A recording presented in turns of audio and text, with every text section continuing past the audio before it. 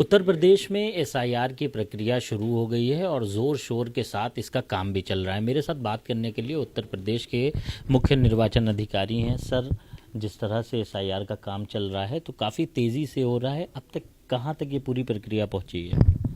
देखिए, हमारा जो पहला चरण चल रहा है अभी 4 नवंबर से 4 दिसंबर, इस चरण में हमारा टारगेट था कि सारे वोटर्स के हम गणना फॉर्म छाप के उन तक पहुंचा दें। उसके बाद उनसे कुछ सूचना उस पर लेके हस्ताक्षर करवा के वापस ले लें। तो इसमें जो कल तक हमारे उत्तर प्रदेश में लगभग 98% फॉर्म्स वितरण की सूचना में ज़िलों से प्राप्त हुई है। कहीं 95, 96 है, कहीं 99 है। और अभी जिनका नहीं मिला है उनको घबराने की ज़रूरत नहीं, 4 दिसंबर तक का समय है। ये फॉर्म मिलके आप जमा करा सकते हो। फॉर्म मिलने के बाद ये ऐसा एक पेज का हमारा सिंपल सा गणना फॉर्म है, जिसमें यहाँ कुछ पहले से छपा हुआ है जो आज की वोटर लिस्ट की डिटेल है। यहाँ राइट पे केवल आपको एक वोटर को अपना पासपोर्ट साइज़ का साफ फ़ोटो लगाना है। यहाँ जन्म तिथि सबको मालूम है अपना। आधार कार्ड देना हो तो दे सकते हैं, मोबाइल नंबर देना हो तो दे सकते हैं। माता और पिता का नाम मैंडेटरी है। इनके एपिक कार्ड हो तो दें, नहीं तो कोई बात नहीं, माता पिता का नाम दें, फ़ोटो लगाएं और साइन करके दे दें। एक चीज़ महत्वपूर्ण ये है इसमें कि ये जो नीचे के कॉलम में 2 बक्से से बना है इन्फॉर्मेशन के, एक बाईं तरफ और एक दाईं तरफ। बाईं तरफ का मतलब है जो वोटर 2003 में भी वोटर लिस्ट में था, इंडिया की किसी भी वोटर लिस्ट में, आज जहाँ ज़रूरी नहीं वहाँ हो, इसी प्रदेश में कहीं गांव में था, दिल्ली में था, कहीं भी था, उस वोटर लिस्ट में से अपनी डिटेल निकाल के उसी कॉपी कर देनी है। उस वोटर लिस्ट में जो लिखा है वो यहाँ लिखना, यानी उस वोटर लिस्ट में निर्वाचक का नाम, पिता का नाम, ये सब लिखा रहता है, वही कॉपी कर देना। अगर वो खुद नहीं था किसी भी वजह से, मतलब एक कारण ये हो सकता है कि आप युवा हों, आपकी उस समय 2003 में उम्र ही ना हो वोटर की, ऐसे लोगों के लिए व्यवस्था है राइट का कॉलम। जिन्होंने लेफ़्ट भर दिया यानी खुद थे तो उनको राइट भरने की ज़रूरत ही नहीं, काम ख़त्म। जिनका नहीं था नाम उनका लेफ़्ट नहीं भर पाएंगे। राइट में किसका भरना है?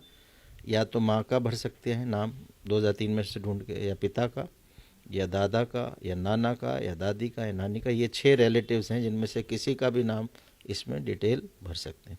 अब प्रश्न उठता है कि 2003 की वोटर लिस्ट में डिटेल कैसे मिलेगी हमें?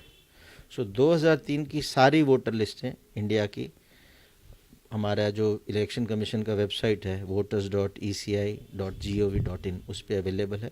उस पर जाके जिस भी राज्य में आपके वोट हों वो राज्य सिलेक्ट कर सकते हैं, ज़िला सिलेक्ट कर सकते हैं, ज़िले में उस समय जो विधानसभा थी वो सिलेक्ट कर सकते हैं, सारे बूथ आ जाते हैं, बूथ सिलेक्ट करें और सारी वोटर लिस्ट आ जाएगी, अपना नाम ढूंढें। तो जैसे मैंने भी किसी का भाई का ढूंढा, कोई तो हम पंजाब से हैं तो पंजाब में हम बूथ पे जाके ढूंढ के उनको बताया हमने। खुद का हम बरेली थे तो उत्तर प्रदेश में थे, बरेली का ढूंढ लिया। जो वोटर्स जिनके पास नेट है, कंप्यूटर है, वो इस तरह से अपना ढूंढ सकते हैं। इसके अलावा वो वोटर्स जो 2003 में भी यहीं थे जहां आज हैं, उनका काम और आसान है। उनका काम ऐसे आसान है कि वहाँ के बीएलओ को हमने दोनों वोटर लिस्टें दी हैं। उनको कहा है 1.5 महीने पहले बोला था कि आप आज के मतदाता का पुरानी वोटर लिस्ट में नाम ढूंढ लो, वो नहीं है तो उसके माता पिता का नाम ढूंढ लो और उसको मैप कर दो। मैप मतलब मिला दो कि ये वोटर यहाँ था। तो ऐसे 50% के ऑलरेडी मैपिंग हो गई, जो 70% तक जाने की उम्मीद है। तो ऐसे लोग जो सेम जगह रह रहे हैं 2003 में और आज में, उनका काम थोड़ा आसान है, बीएलओ भी कर देगा। लेकिन जो शिफ्ट हो गए उनको खुद देखना पड़ेगा। सर, 15 नवंबर तक का वक्त था। बहुत लोगों को ये भ्रम है कि 15 नवंबर उन्होंने फॉर्म नहीं भरा तो अब उनका क्या होगा? नहीं, 15 नवंबर तक का वक्त नहीं था। ये वक्त 4 नवंबर से 4 दिसंबर का है। ये हमने अपनी आंतरिक बैठकें जब हम करते हैं तो हमने लोगों को कहा था भाई जल्दी से बांट दो ताकि लोगों को समय मिल जाए। तो ऐसी बात नहीं जिनको फॉर्म नहीं मिला तो अभी नहीं मिल सकता, अभी भी काफ़ी समय है, 2-3 अभी 2 सप्ताह हैं। तो जिनको नहीं मिला उनको मिल जाएगा। नहीं मिलता है तो 1950 किसी भी उत्तर प्रदेश के ज़िले में 1950 फ़ोन करें तो हमारा उस पर फ़ोन जाता है हमारे कंट्रोल पे, वहाँ वो नोट कर लेते हैं।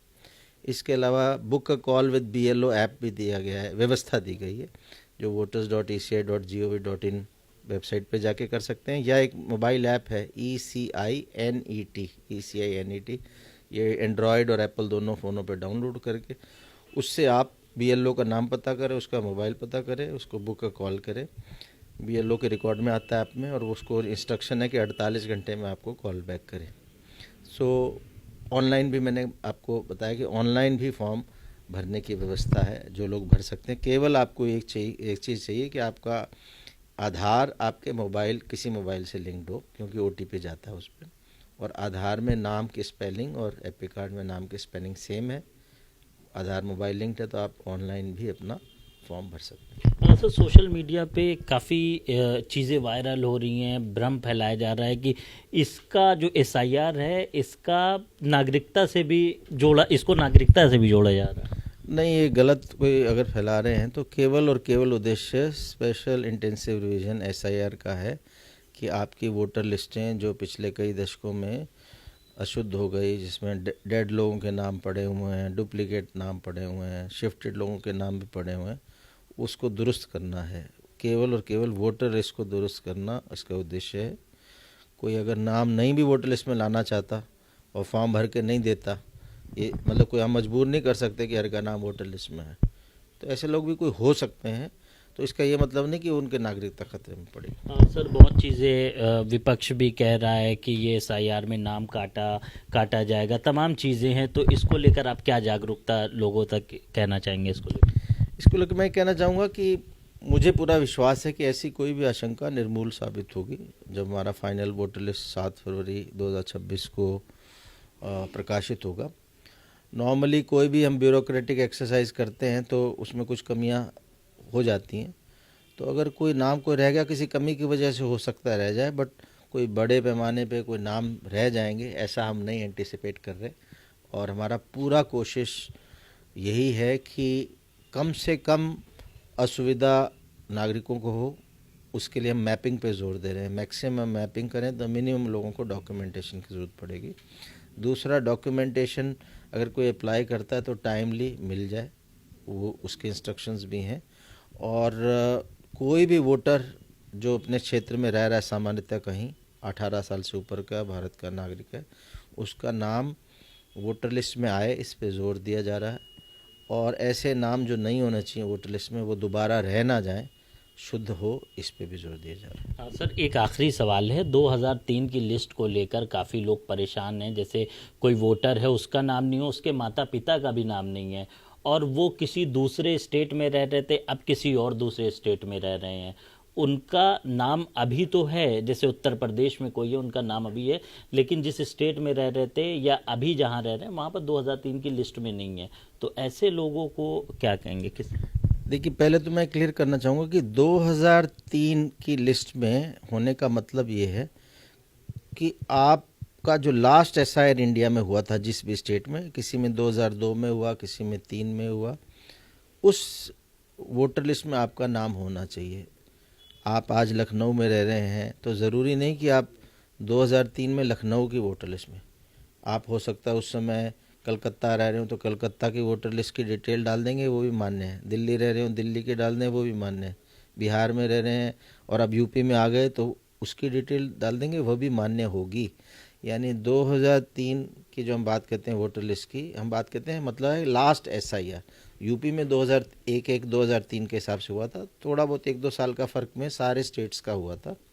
सारे स्टेट्स और सारे यूनियन टेरिटरीज़ की लास्ट एसआईआर की वोटर लिस्ट हमारी अवेलेबल हैं। इलेक्शन कमीशन ऑफ इंडिया का जो पोर्टल है voters.eci.gov.in, उस पर देख के उसकी डिटेल एन्यूमरेशन फॉर्म में वोटर को डालनी है। नाम उनका वहीं आएगा जहां आज है। यूपी में अगर लखनऊ में है तो लखनऊ में रहेगा, पीलीभीत में है तो पीलीभीत में रहेगा, पुराना नाम भले ही कहीं भी रहा। सर बहुत ऐसे लोग हैं जिनका 2-2 जगह नाम है और फॉर्म भी अगर वो 2 जगह डाल देते, तो ऐसे लोगों के लिए निर्वाचन आयोग ऐसे लोगों को कैसे चिन्हित करेगा और क्या कार्रवाई होगी? देखिए, बड़ा अच्छा प्रश्न आपका। ऐसे काफ़ी नाम हो सकते हैं जो डबल हों, किसी ने गांव में भी बनाया है, शहर में भी बनाया है, कुछ जगह तो एक ही विधानसभा में 2 बूथों में है या 2 राज्यों में है, दिल्ली में भी बना रखा है, यूपी में बना रखा है। ऐसे लोगों को मेरा ये कहना है कि केवल और केवल एक जगह फॉर्म साइन करके दें। अदरवाइज़ आप ये जो एन्यूमरेशन फॉर्म है इसमें डिक्लेरेशन कर रहे हैं कि मुझे मालूम है कि अगर मैं गलत डिक्लेरेशन कर रहा हूँ तो धारा 31 लोक प्रतिनिधित्व अधिनियम के अंतर्गत 1 वर्ष तक के कारावास या जुर्माना या दोनों से दंडनीय होगा।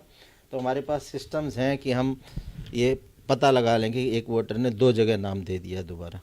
पुराना गलती से हो गया तो कोई बात नहीं, लेकिन अब अगर दे रहा है तो उसमें बहुत कड़ी कार्रवाई होगी। तो केवल और केवल अगर मल्टीपल नाम हैं, ऐसा नहीं कि परिवार का सदस्य गांव में साइन करके दे दे, आप यहाँ कर दें, आपको अपने परिवार के साथ कोऑर्डिनेट करना है, एक जगह नाम रखना।